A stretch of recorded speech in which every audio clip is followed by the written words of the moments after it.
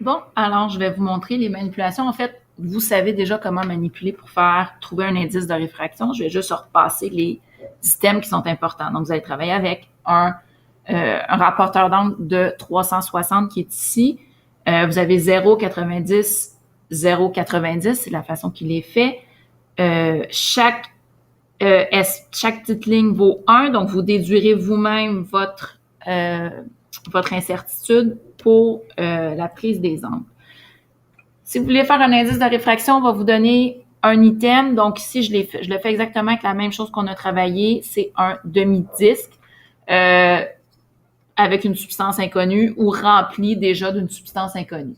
Quand on fait un indice de réfraction, c'est important que la section droite et non la section en demi-lune, donc la section droite, soit exactement placée, je vais vous le mettre comme ça, sur la ligne qui est ici. Si vous êtes mal aligné, c'est sûr que vos résultats de degrés seront avec une erreur. Donc, c'est une possible source d'erreur. Je l'enligne parfaitement sur la ligne. Je prends mon temps, il n'y a rien qui presse. C'est une manipulation qui est rapide. Donc, vous pouvez prendre le temps de vous installer correctement.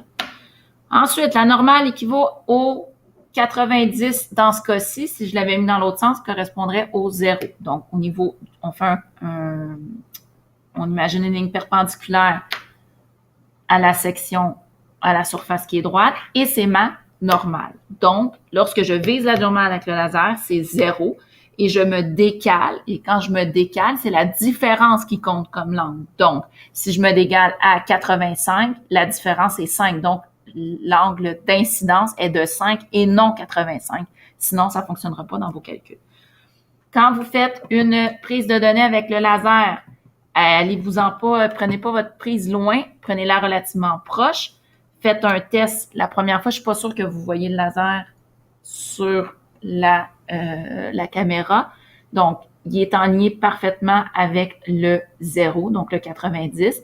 Je prends une prise de données, donc je m'éloigne. Quand je prends une prise de données, c'est important que le laser pointe directement le centre avec les croisements pour avoir une bonne lecture de l'angle de réfraction. Parce que si vous êtes croche, vous n'aurez pas le bon angle et vos données seront faussées. Donc, c'est important de frapper vraiment le centre et on prend la mesure de l'autre côté avec la différence avec le 90. Si vous avez un rayon lumineux qui est complètement défait, vous prenez celui le plus intense et ça sera une possible source d'erreur, ça aussi, du fait que ce n'est pas clair. Une autre façon pour éclaircir, on peut rapprocher la boîte laser le plus proche possible de notre rapporteur d'angle, ce qui fait qu'il y a peut-être moins de chances d'avoir un double ou un triple rayon de l'autre côté.